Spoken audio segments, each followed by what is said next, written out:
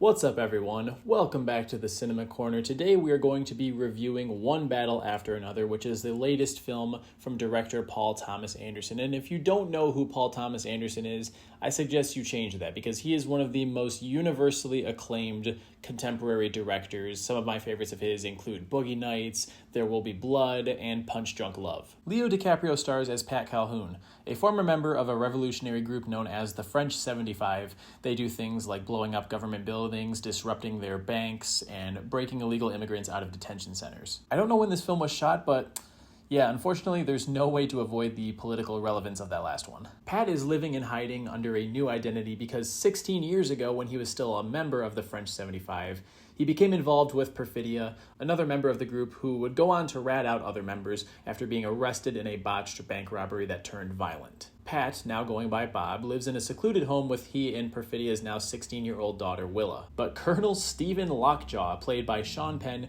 is still determined to hunt them down for reasons that are much more personal than you might initially think. It's almost impossible to discuss this film without addressing the insane amount of hype attached to it. The social media buzz was through the roof. And, I try to go into movies as level-headed as possible, regardless of what anyone else has to say about them. But I did take a glance at the reviews once I got home from seeing it. And I have to be honest, I was a little bit concerned when the first 30 or 40 minutes failed to captivate me. It opens with a very chaotic, poorly paced prologue that had me fearing the worst. But thankfully, there is a point where it definitively finds its footing and almost jolts to life. And another thing that I think needs to be addressed that doesn't necessarily relate directly to the film is how poor the marketing has been. The trailers did not blow me away and get me very excited for this, and I don't think that they completely portray it as it truly is. This is more of a neo-Western dark comedy, almost Coen Brothers, with some moments that are borderline screwball humor. As someone who really likes Paul Thomas Anderson but does think that some of his movies are a tad overrated, this is a very accessible film. It is quite entertaining despite being 2 hours and 45 minutes. Once you get past that initial stretch, that first act, it kicks into high gear and it had me hooked for basically the entire rest of the film. With that said, the most entertaining characters for me are the villains, particularly Sean Penn as Colonel Lockjaw.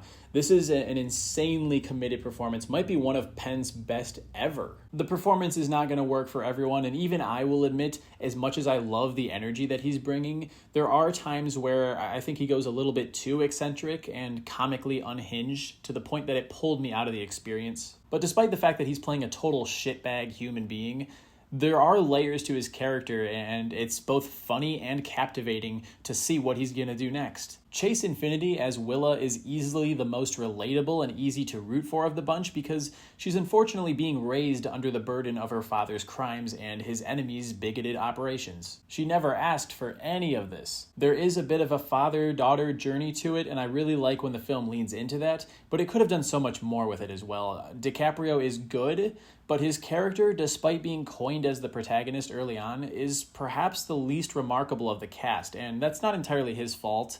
I wish that his character had more to do. It's just a lot of him running from people, driving away, trying to find his daughter, struggling to stay one step ahead of the police. And that's certainly one of the weaker points of the story. But being that this is a Paul Thomas Anderson film, the dialogue is sharp, there are plenty of memorable characters, some of whom only show up for a scene or two and still leave their mark. Moving back into that entertainment value, there is a lot more action in this film than I was expecting. In fact, there's one car chase that's really, I guess, more of a car pursuit than an actual chase.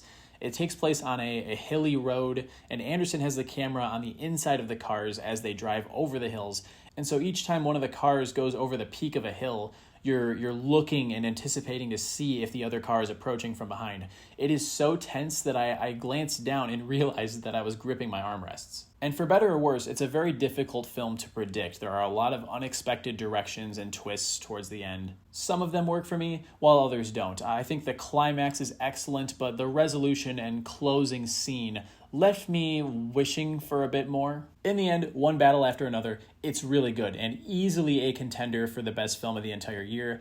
I don't think it's Paul Thomas Anderson's best, and I also disagree with the notion that it's the best film of the decade. I want to once again reiterate that I am not saying the film is bad. I think it's great, but I do think it's dangerous when people build this unimaginable amount of hype Statements such as best of the decade or best of the century so far should not be used on a film that has been out for less than a week. People need more time to dissect it and think about it, and I do too. Maybe if I watch it a second time, I'll like it even more. I'm giving One Battle After Another 4 stars. It comes ridiculously close to a 4.5, but I don't think I'm quite there. But for better or worse, this is like an art house film on steroids. It feels like an art house film, but made on a much bigger budget. So those are my thoughts on One Battle After Another. I hope you make a trip out to the cinema to check it out for yourself and let me know what you think of it down in the comments. It's great, just don't go in with expectations that aren't realistic. As always, be sure to hit that like button and subscribe if you want more content like this. I'll catch you guys in the next review. See you later.